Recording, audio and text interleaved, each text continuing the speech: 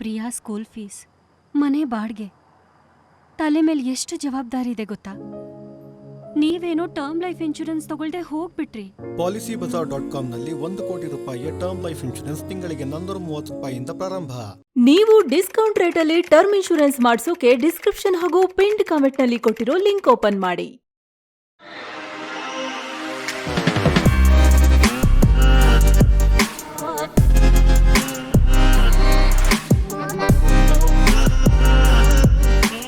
Hi friends, ದಿನದ ಎಲ್ಲ ಪ್ರಮುಖ ಸುದ್ದಿಯನ್ನು ನಿಮಗೆ ತಲುಪಿಸುವ mastmaga.comನ ಫುಲ್ ನ್ಯೂಸ್ಗೆ ಸ್ವಾಗತ. ನಾನು ಅಮರ್ ಪ್ರಸಾದ್. 2024 ಲೋಕಸಭಾ ಚುನಾವಣೆಯ ಎಪಿಸೆಂಟರ್ ಅಂತ ಹೇಳಲಾಗ್ತಾ ಇರೋ ಪಶ್ಚಿಮ ಬಂಗಾಳದ ರಾಜಕಾರಣದಲ್ಲಿ ಮಹತ್ವದ ಬೆಳವಣಿಗೆಯಾಗಿದೆ. INDI ಮೈತ್ರಿಕೂಟದಿಂದ ದೂರ ಸರಿದು ಕಾಂಗ್ರೆಸ್ಗೆ ಸೆಡ್ಡು ಹೊಡೆದಿದ್ದ ಪಶ್ಚಿಮ ಬಂಗಾಳ ಸಿಎಂ ಮಮತಾ ಬ್ಯಾನರ್ಜಿ ಈಗ ಯು ಟರ್ನ್ ಹೊಡೆದಿದ್ದಾರೆ. ಕೊನೆ ಗಳಿಗೆಯಲ್ಲಿ ದೀದಿ ಒಂದು ಟ್ರಂಪ್ ಕಾರ್ಡ್ ಉರುಳಿಸಿದ್ದಾರೆ. INDI ಮೈತ್ರಿಕೂಟಕ್ಕೆ ಬಾಹ್ಯ ಬೆಂಬಲ ಕೊಡೋದಾಗಿ ಖುದ್ದು ಮಮತಾ ಬ್ಯಾನರ್ಜಿ ಹೇಳಿದ್ದಾರೆ. ಪ್ರಚಾರ ಸಭೆಯೊಂದರಲ್ಲಿ ಕೇಂದ್ರದಲ್ಲಿ INDI ಮೈತ್ರಿಕೂಟ ಅಧಿಕಾರಕ್ಕೆ ಬಂದರೆ ತಮ್ಮ TMC ಪಕ್ಷ ಬಾಹ್ಯ ಬೆಂಬಲ ಕೊಡುತ್ತೆ ಅಂತ ಹೇಳಿದ್ದಾರೆ. ಇಲ್ಲಿ ಬಾಹ್ಯ ಬೆಂಬಲ ಅಥವಾ ಎಕ್ಸ್ಟರ್ನಲ್ ಸಪೋರ್ಟ್ ಅಂದರೆ ಸರ್ಕಾರದ ಭಾಗ ಆಗದೆ ಸಂಸತ್ನಲ್ಲಿ ಕೇವಲ ಮತ ಎಣಿಕೆ ವಿಚಾರ ಬಂದಾಗ ಸರ್ಕಾರದ ಪರ ಮತ ಹಾಕೋದು, ಸರ್ಕಾರದ ಪಾಲಿಸಿಗಳಿಗೆ ಹೊರಗಿನಿಂದ ಬೆಂಬಲ ಕೊಡೋದು, ಸರ್ಕಾರಕ್ಕೆ ಏನಾದ್ರು ನಂಬರ್ ಶಾರ್ಟೇಜ್ ಇದ್ರೆ ನಾವು ಸಪೋರ್ಟ್ಗೆ ಇದ್ದೀವಿ, ಬಹುಮತಕ್ಕೆ ನಂಬರ್ ಬೇಕಾ ನಾವಿದ್ದೀವಿ, ನಂಬರಿಗೆ ಮಾತ್ರ ನಮ್ಮನ್ನು ಹಿಡ್ಕೊಳ್ಳಿ, ನಾವು ಸರ್ಕಾರದಲ್ಲಿ ನಮ್ಮವ್ರು ಯಾರು ಮಂತ್ರಿ ಆಗೋದಿಲ್ಲ, ಯಾವುದೇ ಅಧಿಕಾರ ನಾವು ನಿಭಾಯಿಸಲ್ಲ ಅನ್ನೋ ಥರದಲ್ಲಿ.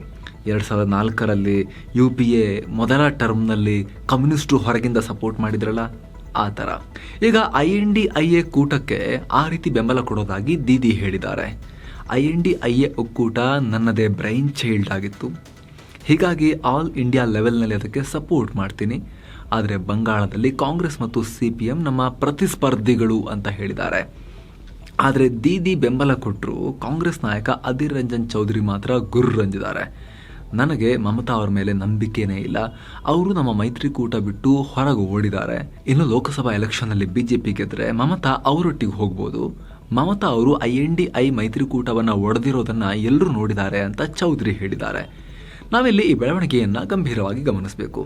ಯಾಕಂದರೆ 42 ಸೀಟ್ಗಳಿರೋ ಬಂಗಾಳದಲ್ಲಿ ಈ ಬಾರಿಯ ಎಲೆಕ್ಷನ್ ಲೋಕಸಭಾ ಚುನಾವಣೆಗೆ ಟರ್ನಿಂಗ್ ಪಾಯಿಂಟ್ ಆಗಬಹುದು ಅಂತಲೂ ಹೇಳಲಾಗ್ತಾ ಇದೆ.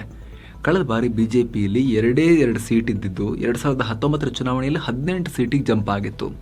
ಈ ಸಲ BJPನೂ ಇಲ್ಲಿ ಜಾಸ್ತಿ ಸೀಟ್ ಗೆಲ್ಲಬೇಕು, ಬೇರೆ ಕಡೆ ಕೊರತೆ ಆದರೆ ಇಲ್ಲಿ ಅದನ್ನು ನೀಗಿಸ್ಕೋಬೇಕು ಅನ್ನೋ ಲೆಕ್ಕಾಚಾರದಲ್ಲಿದೆ ಅಂತ ವಿಶ್ಲೇಷಣೆ ಇದೆ. ಕೆಲ ಚುನಾವಣಾ ತಜ್ಞರ ಪ್ರಕಾರ BJP ಈ ಬಾರಿ ಬಂಗಾಳದಲ್ಲಿ ಅತಿದೊಡ್ಡ ಪಕ್ಷವಾಗಿ ಹೊರಹೊಮ್ಮುತ್ತೆ. ಪ್ರಶಾಂತ್ ಕಿಶೋರ್ ಆ ರೀತಿ ಹೇಳಿದ್ದಾರೆ. TMC ಕೂಡ ತನ್ನ ಸರ್ಕಾರ ಇರೋದ್ರಿಂದ ಈಸಿಯಾಗಿ ಬಿಟ್ಕೊಡ್ತಾ ಇಲ್ಲ, ಹೀಗಾಗಿ ಜಿದ್ದಿನ ಫೈಟ್ ಇದೆ. ಅದಕ್ಕೆ ತಕ್ಕಂತೆ ಪ್ರತಿ ಹಂತದಲ್ಲೂ ಕೂಡ ಬಂಗಾಳದಲ್ಲಿ ವೋಟಿಂಗ್ ಪರ್ಸೆಂಟೇಜ್ ಜಾಸ್ತಿ ಆಗ್ತಾ ಇದೆ. ನ್ಯಾಷನಲ್ ಆ್ಯಾವರೇಜನ್ನು ನೋಡಿದಾಗ ಲಾಸ್ಟ್ ಟೈಮ್ಗಿಂತ ಚೂರು ಕಮ್ಮಿನೇ ಇದೆ, ಬಟ್ ಈ ಸಲದ ನ್ಯಾಷನಲ್ ಅವರೇಜ್ ಕಂಪೇರ್ ಮಾಡಿದ್ರೆ ಬಂಗಾಳದಲ್ಲಿ ಜಾಸ್ತಿ ಇದೆ. ಅದೇ ಕಾರಣಕ್ಕೆ ಮಮತಾ ಬ್ಯಾನರ್ಜಿ ಅವರು ಇಲ್ಲಿ ಮುಸ್ಲಿಂ ಮತ್ತು BJP ವಿರೋಧಿಗಳ ಮತಗಳು ವಿಭಜನೆಯಾಗದೆ ಗೊಂಚಲಾಗಿ TMC ಬುಟ್ಟಿಗೆ ಬೀಳಲಿ, ಆ ಕಡೆ ಕಮ್ಯುನಿಸ್ಟರು ಮತ್ತು ಕಾಂಗ್ರೆಸ್ ಅವರು ಒಟ್ಟಾಗಿ ಜೋರಾಗಿ ಫೈಟ್ ಕೊಟ್ಟು BJP ವಿರೋಧಿ ಮತಗಳು, ಮುಸ್ಲಿಂ ಮತಗಳಲ್ಲಿ 30% ಚಿಲ್ಲರೆ ಇದೆ ಬಂಗಾಳದಲ್ಲಿ, ಅವ್ರು ಸ್ವಲ್ಪ ಆ ಕಡೆಗೆ ಹೋದರೆ ಮಮತಾಗೆ ಡ್ಯಾಮೇಜ್ ಆಗುತ್ತಲ್ಲ. ಹಾಗಾಗಿ ಮಮತಾ ನಮಗೆ ಓಟ್ ಹಾಕ್ರಿ, ಮೋದಿ ವಿರುದ್ಧ ಫೈಟ್ ಮಾಡ್ತಿದ್ದೀವಿ ನಾವು, ನಮಗೆ ಓಟ್ ಹಾಕ್ರಿ, ಅಲ್ಲಿಗೆಲ್ಲ ಹಾಕು ವೇಸ್ಟ್ ಮಾಡಬೇಡಿ, ಬಿಡಿ INDIA ಬರುತ್ತೆ ಅಂತ ಹೇಳಿದ್ರೆ ಆ ಟೈಮ್ನಲ್ಲಿ ನಾವು ಅವರಿಗೆ ಸಪೋರ್ಟ್ ಮಾಡ್ತೀವಿ, ಇಲ್ಲಿ ನಮಗೆ ಹಾಕಿ ಅನ್ನೋ ಲೆಕ್ಕಾಚಾರದಲ್ಲಿ ಮಮತಾ ಬ್ಯಾನರ್ಜಿ ದಾಳವನ್ನು ಉರುಳಿಸಿರೋ ಸಾಧ್ಯತೆ ಇದೆ. ಯಾಕಂದರೆ ಇಷ್ಟು ದಿನ ಬಂಗಾಳದ BJP ವಿರೋಧಿ ಮತದಾರರಿಗೆ ಕನ್ಫ್ಯೂಷನ್ ಇತ್ತು, INDIA ಕೂಟಕ್ಕೆ ಹಾಕದ ಅಥವಾ TMCಗೆ ಹಾಕದ ಅಂತ. ಇಬ್ಬರು BJP ಎದುರಾಳಿಗಳಾಗಿ ಫೈಟ್ ಮಾಡ್ತಿದ್ದಾರೆ ಯಾರಿಗೆ ಹಾಕೋದು ಅಂತ. ಈಗ ನಮಗೆ ಓಟ್ ಹಾಕಿದ್ರು INDIAಗೆ ಸಪೋರ್ಟ್ ಮಾಡಿದ ಹಾಗೇನೆ ಈ ಕಡೆ ಹಾಕಿ ಅಂತ ಮಮತಾ ಬ್ಯಾನರ್ಜಿ ಹೇಳಿರೋದ್ರಿಂದ ಲೋಕಸಭಾ ಚುನಾವಣೆಗೆ, ಅದರಲ್ಲೂ ಕೂಡ ವಿಶೇಷವಾಗಿ ಬಂಗಾಳದ ಲೋಕಸಭಾ ಚುನಾವಣೆಗೆ ಮಮತಾ ಬ್ಯಾನರ್ಜಿ ಬಿಗ್ ಟ್ವಿಸ್ಟ್ ಅನ್ನ ಕೊಟ್ಟಿದ್ದಾರೆ ಅನ್ನೋ ವಿಶ್ಲೇಷಣೆ ಮಾಡಲಾಗ್ತಾ ಇದೆ. ನಿನ್ನೆ ತಾನೇ PM ಮೋದಿ ತಾನು ಹಿಂದೂ ಮುಸ್ಲಿಂ ರಾಜಕಾರಣ ಮಾಡಲ್ಲ, ಒಂದು ವೇಳೆ ಮಾಡಿದ್ದೆ ಆದರೆ ತಾನು ಸಾರ್ವಜನಿಕ ಜೀವನದಲ್ಲಿರೋಕೆ ಅರ್ಹನಾಗಿರೋದಿಲ್ಲ ಅಂತ ಹೇಳಿದ್ರು. ಆದರೆ ಇವತ್ತು ಇಂಟ್ರೆಸ್ಟಿಂಗ್ ಹೇಳಿಕೆ ಕೊಟ್ಟಿದ್ದಾರೆ. ಮಹಾರಾಷ್ಟ್ರದ ರ್ಯಾಲಿಯೊಂದರಲ್ಲಿ ಕಾಂಗ್ರೆಸ್ನವರು ಈ ಹಿಂದೆ ಅಧಿಕಾರದಲ್ಲಿದ್ದಾಗ ಕೇಂದ್ರ ಬಜೆಟ್ನಲ್ಲಿ ಮುಸ್ಲಿಮರಿಗೆ ಅಂತಲೇ 15% ಮೀಸಲಿಟ್ಟಿದ್ರು. ಆದರೆ ಗುಜರಾತ್ ಸಿಎಂ ಆಗಿ ನನ್ನ ಹಾಗೂ ಬಿಜೆಪಿಯ ಪ್ರತಿರೋಧದಿಂದ ಮನಮೋಹನ್ ಸಿಂಗ್ ಸರ್ಕಾರ ಈ ಐಡಿಯಾವನ್ನ ಕೈ ಬಿಡಬೇಕಾಗಿ ಬಂತು. ಆದ್ರೀಗ ಮತ್ತೆ ಕಾಂಗ್ರೆಸ್ ಈ ಹಳೆ ಅಜೆಂಡಾಗಳನ್ನ ಜಾರಿ ಮಾಡೋಕೆ ತುದಿಗಾಲಲ್ಲಿದೆ. ಈ ಬಾರಿ ಕಾಂಗ್ರೆಸ್ ಏನಾದರೂ ಗೆದ್ರೆ ಧರ್ಮದ ಆಧಾರದ ಮೇಲೆ 2 ಬಜೆಟ್ಗಳನ್ನು ಮಂಡಿಸ್ತಾರೆ. ಹಿಂದೂ ಬಜೆಟ್ ಹಾಗೂ ಮುಸ್ಲಿಂ ಬಜೆಟ್ ಅಂತ ಡಿವೈಡ್ ಮಾಡೋಕೆ ನಾನು ಬಿಡಲ್ಲ ಇವರಿಗೆ, ಹಾಗೆ ಧರ್ಮದ ಆಧಾರದ ಮೇಲೆ ಮೀಸಲಾತಿ ಕೊಡೋಕು ಬಿಡಲ್ಲ ಅಂತ ಹೇಳಿಕೆಯನ್ನ ಕೊಟ್ಟಿದ್ದಾರೆ. ಲೈಂಗಿಕ ದೌರ್ಜನ್ಯ ಆರೋಪದ ಕೇಸ್ನಲ್ಲಿ ಶಾಸಕ ಎಚ್ ಡಿ ರೇವಣ್ಣಗೆ ತಾತ್ಕಾಲಿಕ ರಿಲೀಫ್ ಸಿಕ್ಕಿದೆ. ಕೆಲ ಷರತ್ತುಗಳೊಂದಿಗೆ ಮೇ 17ರ ಮಧ್ಯಾಹ್ನದವರೆಗೆ ಅಂದ್ರೆ 1 ದಿನದ ಮಧ್ಯಂತರ ಜಾಮೀನನ್ನ ಕೊಟ್ಟು ಕೋರ್ಟ್ ಆದೇಶ ನೀಡಿದೆ. ಈ ಕೇಸ್ನಲ್ಲಿ 5 ಲಕ್ಷ ರೂಪಾಯಿ ಬಾಂಡ್ ಒದಗಿಸುವಂತೆ ಕೋರ್ಟ್ ಕಂಡೀಷನ್ ಹಾಕಿದೆ. ಅದೇನು ಬಹಳ ಲೆಕ್ಕದಲ್ಲ, ಇವರಿಗೆ ಕೊಡ್ತಾರೆ. ತಿರ್ಗಾ ಈ ಅರ್ಜಿ ವಿಚಾರಣೆಯನ್ನ ಮೇ 17ರ ಮಧ್ಯಾಹ್ನ ನಡೆಸೋದಾಗಿ ಕೋರ್ಟ್ ಹೇಳಿದೆ. ಇನ್ನು ಪೆನ್ ಡ್ರೈವ್ ಹಂಚಿಕೆ ವಿಚಾರವಾಗಿ ಬುಧವಾರ ಹಾಸನದ 18 ಕಡೆಗಳಲ್ಲಿ SIT ಅಧಿಕಾರಿಗಳು ದಾಳಿ ಮಾಡಿದ್ರು. ಈ ವೇಳೆ 10 ಪೆನ್ ಡ್ರೈವ್ ಹಾಗೂ ಒಂದು ಹಾರ್ಡ್ ಡಿಸ್ಕ್ ಪತ್ತೆಯಾಗಿದ್ದು ಅದನ್ನ ಅಧಿಕಾರಿಗಳು FSLಗೆ ಟೆಸ್ಟ್ ಮಾಡೋಕೆ ರವಾನಿಸಿದ್ದಾರೆ ಅಂತ ಗೊತ್ತಾಗಿದೆ. ಮತ್ತೊಂದು ಕಡೆ ಸಂಸದ ಪ್ರಜ್ವಲ್ ರೇವಣ್ಣನ ಪೆನ್ ಡ್ರೈವ್ ಕೇಸ್ನಲ್ಲಿ SIT ಭವಾನಿ ರೇವಣ್ಣಗೆ ಈಗ ಆಲ್ರೆಡಿ 2 ಬಾರಿ ನೋಟಿಸ್ ನೀಡಿದೆ. ಹೀಗಾಗಿ ಈ ಕೇಸ್ನಲ್ಲಿ ಭವಾನಿ ರೇವಣ್ಣ ವಿರುದ್ಧ ಎಚ್ಚರಿಕೆ ಹೆಜ್ಜೆ ಇಡುವಂತೆ SITಗೆ ರಾಜ್ಯ ಸರ್ಕಾರ ಸೂಚನೆ ಕೊಟ್ಟಿದೆ ಅಂತ ವರದಿಯಾಗಿದೆ. ಇನ್ನು ಪ್ರಜ್ವಲ್ ಎಲ್ಲಿದ್ದಾರೆ ಅನ್ನೋ ಪ್ರಶ್ನೆ ನಡುವೆನೆ ಮಾಜಿ ಸಿಎಂ ಕುಮಾರಸ್ವಾಮಿ ರಾಜ್ಯದಲ್ಲಿದ್ದಾಗಲೇ ಪ್ರಜ್ವಲ್ ರೇವಣ್ಣ ನನ್ನ ಸಂಪರ್ಕದಲ್ಲಿ ಇರಲಿಲ್ಲ, ಇವಾಗ ಎಲ್ಲಿಂದ ನಾನು ಹೇಳಿ ಅನ್ನೋ ರೀತಿಯಲ್ಲಿ ಉತ್ತರವನ್ನ ಕೊಟ್ಟಿದ್ದಾರೆ. ಈ ಕೇಸ್ ಸಂಬಂಧ SIT ಕೆಲವರನ್ನ ಅನವಶ್ಯಕವಾಗಿ ಬಂಧಿಸ್ತಾ ಇದೆ ಅಂತ ಕೂಡ ಕುಮಾರಸ್ವಾಮಿ ಆರೋಪ ಮಾಡಿದ್ದಾರೆ. ಹುಬ್ಬಳ್ಳಿಯಲ್ಲಿ ಬುಧವಾರ ನಡೆದ ಅಂಜಲಿ ಹತ್ಯೆ ಪ್ರಕರಣ ಸದ್ಯ ತೀವ್ರ ಸ್ವರೂಪ ಪಡೆಯೋ ತರ ಕಾಣಿಸ್ತಾ ಇದೆ. ಈ ಕೇಸ್ ವಿಚಾರವಾಗಿ ಆರೋಪಿ ಗಿರೀಶ್ ಸಾವಂತ್ ಮೇಲೆ ಕಠಿಣ ಕ್ರಮ ಕೈಗೊಳ್ಳುವಂತೆ ಹುಬ್ಬಳ್ಳಿಯಲ್ಲಿ ಶಾಸಕ ಮಹೇಶ್ ತೆಂಗಿನಕಾಯಿ ನೇತೃತ್ವದಲ್ಲಿ ಬಿಜೆಪಿ ಪ್ರತಿಭಟಿಸಿದೆ. ರಾಜ್ಯದಲ್ಲಿ ಗೂಂಡಾಗಳು ನಿರ್ಭೀತಿಯಿಂದ ಓಡಾಡ್ತಿದ್ದಾರೆ. ಅಂಜಲಿ ಕೊಲೆ ಬೆದರಿಕೆ ಬಗ್ಗೆ ದೂರನ್ನ ಕೊಟ್ಟಿದ್ರು ಕೂಡ ಪೊಲೀಸರು ಆರೋಪಿಯನ್ನ ಬಂಧಿಸದೆ ಈ ಹತ್ಯೆಗೆ ಪರೋಕ್ಷವಾಗಿ ಕಾರಣರಾಗಿದ್ದಾರೆ ಅಂತ ಮಾಜಿ ಸಿಎಂ ಬಸವರಾಜ ಬೊಮ್ಮಾಯಿ ಆರೋಪಿಸಿದ್ದಾರೆ. ಘಟನೆ ಖಂಡಿಸಿ ಇದೇ ಮೀರಾಪುರ ಓಣಿಯ ಕಾಂಗ್ರೆಸ್ ಕಾರ್ಪೊರೇಟರ್ ಇತ್ತೀಚೆಗೆ ಹತ್ಯೆಯಾದ ನೇಹಾ ಅವರ ತಂದೆ ನಿರಂಜನ್ ಹಿರೇಮಠ್ ಮೃತ ಅಂಜಲಿ ಅವರ ಕುಟುಂಬಕ್ಕೆ 1 ಲಕ್ಷ ರೂಪಾಯಿ ನೆರವನ್ನ ಘೋಷಿಸಿದ್ದಾರೆ. ಇನ್ನು ಹುಬ್ಬಳ್ಳಿಯಲ್ಲಿ ಪೊಲೀಸರ ವೈಫಲ್ಯದಿಂದ ಇಂತಹ ಅಹಿತಕರ ಘಟನೆಗಳು ನಡೀತಾ ಇವೆ. ಹೀಗಾಗಿ ಹುಬ್ಳಿ ಧಾರವಾಡಕ್ಕೆ ಖಡಕ್ ಪೊಲೀಸ್ ಅಧಿಕಾರಿಗಳನ್ನ ನೇಮಿಸಬೇಕು ಅಂತ ಸಚಿವೆ ಲಕ್ಷ್ಮೀ ಹೆಬ್ಬಾಳ್ಕರ್ ಕಡೆಯವರು ಗೃಹ ಸಚಿವ ಜಿ ಪರಮೇಶ್ವರ್ ಅವರಿಗೆ ಮನವಿಯನ್ನ ಮಾಡಿದ್ದಾರೆ. ಕೆರೆಯಲ್ಲಿ ಈಜೋಕೆ ಹೋಗಿದ್ದ 4 ಬಾಲಕರು ನೀರು ಪಾಲಾಗಿರೋ ಘಟನೆ ಹಾಸನದಲ್ಲಿ ಆಗಿದೆ. ಕದಾಳು ಗ್ರಾಮದಲ್ಲಿ ಈ ಘಟನೆಯಾಗಿದ್ದು ಶಾಲೆಗೆ ರಜೆ ಇರೋ ಕಾರಣಕ್ಕೆ ಮಕ್ಕಳು ಈಜೋಕೆ ಹೋಗಿದ್ರು ಅಂತ ಹೇಳಲಾಗ್ತಾ ಇದೆ. ಆಪ್ ನಾಯಕಿ ಸ್ವಾತಿ ಮಲಿವಾಲ್ ಮೇಲೆ ಆಪ್ ಲೀಡರ್ ಕೇಜ್ರಿವಾಲ್ರ ಆಪ್ತ ಸಹಾಯಕ ಹಲ್ಲೆ ಮಾಡೋಕೆ ಪ್ರಯತ್ನ ಪಟ್ಟ ವಿಚಾರ ದಿನಕ್ಕೊಂದು ಟ್ವಿಸ್ಟ್ ಅನ್ನು ಪಡಿತಾ ಇದೆ. ಇದೀಗ ಈ ಸಂಬಂಧ ಆರೋಪಿ ದಿಲ್ಲಿ ಸಿಎಂ ಕೇಜ್ರಿವಾಲ್ರ ಆಪ್ತ ಸಹಾಯಕ ಬಿಭವ್ ಕುಮಾರ್ಗೆ ರಾಷ್ಟ್ರೀಯ ಮಹಿಳಾ ಆಯೋಗ ಸಮನ್ಸ್ ನೀಡಿದೆ. ಮತ್ತೊಂದು ಕಡೆ ಈ ಕೇಸ್ಗೆ ಸಂಬಂಧಪಟ್ಟಂತೆ ಸ್ವಾತಿ ಮನೆಗೆ ದಿಲ್ಲಿ ಪೊಲೀಸರು ಭೇಟಿ ಕೊಟ್ಟಿದ್ದಾರೆ.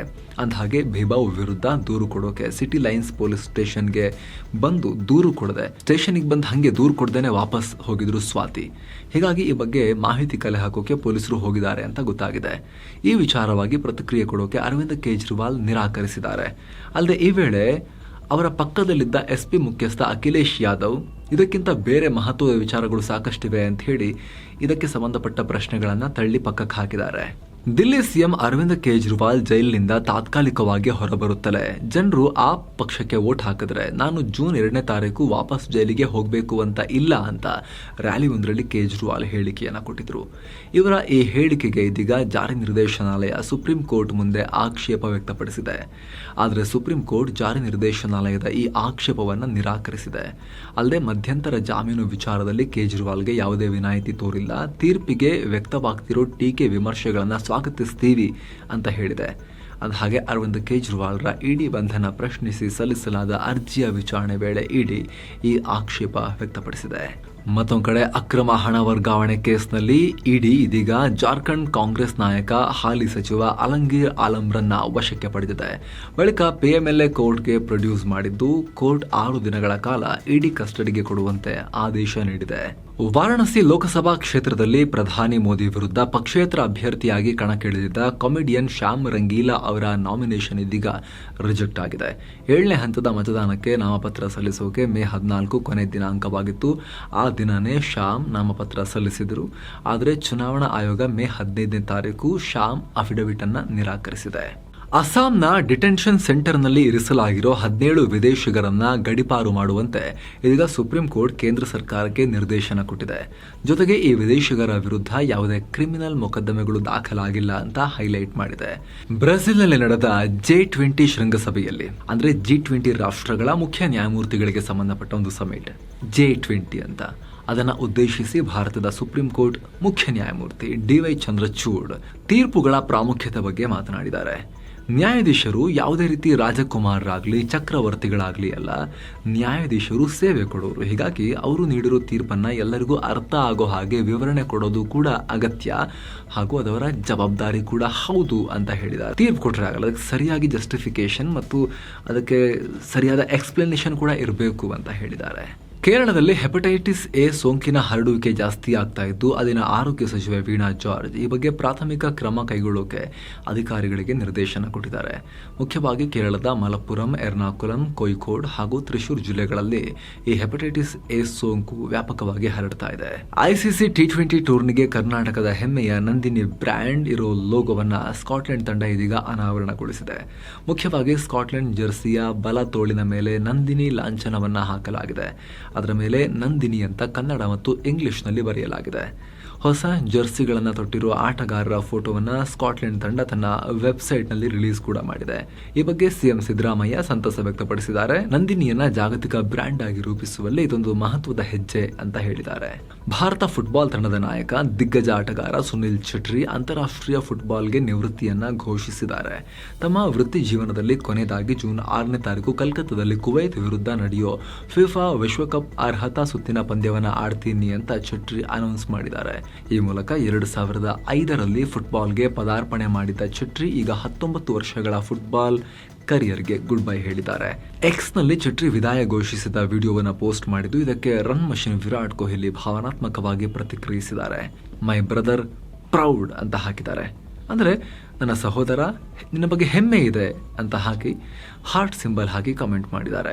ಅಂದಹಾಗೆ ಛೆಟ್ರಿ ಫುಟ್ಬಾಲ್ನಲ್ಲಿ 96 ಗೋಲ್ಗಳನ್ನು ದಾಖಲಿಸಿ ಅತಿ ಹೆಚ್ಚು ಗೋಲ್ ಬಾರಿಸಿದ ವಿಶ್ವದ 4ನೇ ಆಟಗಾರ ಅನ್ನೋ ಸಾಧನೆ ಕೂಡ ಮಾಡಿದ್ದಾರೆ.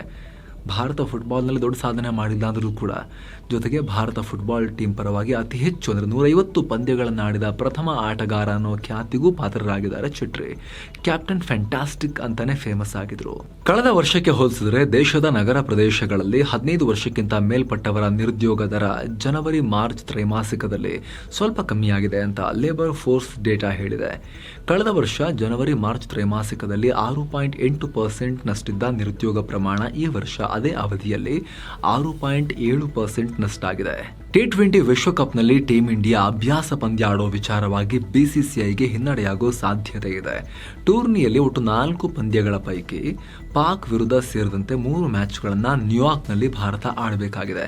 ಹೀಗಾಗಿ ಜೂನ್ 5ರ ಮೊದಲ ಪಂದ್ಯದ ಮುನ್ನ ಭಾರತ ಅಭ್ಯಾಸ ಪಂದ್ಯ ಆಡಬೇಕಾಗಿತ್ತು. ಅದನ್ನು ನ್ಯೂಯಾರ್ಕ್ನಲ್ಲೇ ಆಯೋಜಿಸುವಂತೆ BCCI ICCಗೆ ರಿಕ್ವೆಸ್ಟ್ ಮಾಡಿದೆ. ಆದರೆ ಮನವಿಗೆ ಸದ್ಯ ಸ್ಪಂದನೆ ಕೊಡದ ICC ಆ ಪಂದ್ಯವನ್ನು ಫ್ಲೋರಿಡಾದಲ್ಲಿ ಇಟ್ಕೊಂಡಿದೆ. ಅಲ್ಲದೆ ವೆಸ್ಟ್ ಇಂಡೀಸ್ ಕ್ರಿಕೆಟ್ ಕೂಡ BCCI ಮನವಿಗೆ ಸಮ್ಮತಿ ನೀಡ್ತಾ ಇಲ್ಲ ಅಂತ ಹೇಳಲಾಗ್ತಾ ಇದೆ. ಇನ್ನು ಷೇರುಪೇಟೆ ಮತ್ತೆ ಗ್ರೀನ್ ಝೋನ್ಗೆ ಬಂದಿದೆ. ಜಾಗತಿಕ ಮಾರುಕಟ್ಟೆಯ ಗೊಂದಲದ ಟ್ರೆಂಡ್ ನಡುವೆನೂ ಹೆಚ್ಚಿನ ಸೆಕ್ಟರ್ಗಳಲ್ಲಿ ಟ್ರೇಡಿಂಗ್ ಸೆಷನ್ ಅಂತ್ಯವಾಗುವವರೆಗೂ ಭಾರಿ ಷೇರು ಖರೀದಿಯಾಗಿದೆ. ದಿನದ ವಹಿವಾಟಿನ ಅಂತ್ಯಕ್ಕೆ ಸೆನ್ಸೆಕ್ಸ್ 677 ಪಾಯಿಂಟ್ಸ್ ಏರಿಕೆಯಾಗಿ 73,663, ನಿಫ್ಟಿ 203 ಪಾಯಿಂಟ್ಸ್ ಏರಿಕೆಯಾಗಿ 22,403 ಆಯಿತು. ಹೂಡಿಕೆದಾರರು ಸುಮಾರು 3 ಲಕ್ಷ ಕೋಟಿ ರೂಪಾಯಿ ಲಾಭ ಮಾಡಿಕೊಂಡ್ರು. ಇನ್ನು ಅಮೆರಿಕದ ಸೆಂಟ್ರಲ್ ಬ್ಯಾಂಕ್ ರೇಟ್ ಕಟ್ ಮಾಡೋ ಆಶಾಭಾವನೆಯಿಂದ ವೆಸ್ಟರ್ನ್ ಷೇರುಪೇಟೆ ಪಾಸಿಟಿವ್ ಆಗಿ ರಿಯಾಕ್ಟ್ ಮಾಡಿದೆ. ಇದರ ಪ್ರಭಾವ ಭಾರತದ ಷೇರುಪೇಟೆ ಮೇಲೂ ಆಗಿದೆ ಅಂತ ಹೇಳಲಾಗಿದೆ. ಇನ್ನು ಡಾಲರ್ ಮುಂದೆ ರೂಪಾಯಿ ಮೌಲ್ಯ 4 ಪೈಸೆ ಕಮ್ಮಿಯಾಗಿ 83 ರೂಪಾಯಿ 50 ಪೈಸೆಯಾಗಿದೆ. ಇನ್ನು ಚಿನ್ನ ಮತ್ತು ಬೆಳ್ಳಿ ಬೆಲೆ ವಿಚಾರಕ್ಕೆ ಬಂದರೆ 24 ಕ್ಯಾರೆಟ್ನ 10 ಗ್ರಾಂ ಚಿನ್ನದ ಬೆಲೆಯಲ್ಲಿ 504 ರೂಪಾಯಿ ಜಾಸ್ತಿಯಾಗಿ 73,438 ರೂಪಾಯಿ ಆಗಿದೆ. 22 ಕ್ಯಾರೆಟ್ನ 10 ಗ್ರಾಂ ಚಿನ್ನದ ಬೆಲೆಯಲ್ಲಿ ರೂಪಾಯಿ ಜಾಸ್ತಿಯಾಗಿ 67,270 ರೂಪಾಯಿ ಆಗಿದೆ. 1 ಕೆಜಿ ಬೆಳ್ಳಿ ಬೆಲೆ 1,725 ರೂಪಾಯಿ ಜಾಸ್ತಿಯಾಗಿ 86,230 ರೂಪಾಯಿ ಆಗಿದೆ. ಸೊ ಫ್ರೆಂಡ್ಸ್, ಇದಾಗಿತ್ತು ಇವತ್ತಿನ ಫುಲ್ ನ್ಯೂಸ್. ನಾವು ಕೊಯ್ದಿಲ್ಲ, ಎಳೆದಿಲ್ಲ, ಕಿರ್ಚಾಡಿಲ್ಲ, ಕೇವಲ ಸುದ್ದಿಯ ರೀತಿಯಲ್ಲಿ ನಿಮಗೆ ತಲುಪಿಸೋ ಪ್ರಯತ್ನವನ್ನು ಮಾಡಿದ್ದೇವೆ. ನಮ್ಮ ಈ ಪ್ರಯತ್ನ ನಿಮಗೆ ಇಷ್ಟ ಆಗ್ತಾ ಇದ್ರೆ ದಯವಿಟ್ಟು mastmaga.com ಚಾನಲ್ಗೆ ಸಬ್ಸ್ಕ್ರೈಬ್ ಮಾಡಿ, ಪಕ್ಕದ ಬೆಲ್ ಐಕಾನ್ ಮೇಲೆ ಕ್ಲಿಕ್ ಮಾಡಿ ಅಂತ ನಿಮ್ಮಲ್ಲಿ ನಮ್ಮ ಮನವಿ. ಮತ್ತೆ ಭೇಟಿ ಆಗ್ತಿರೋಣ. ನಮಸ್ತೆ.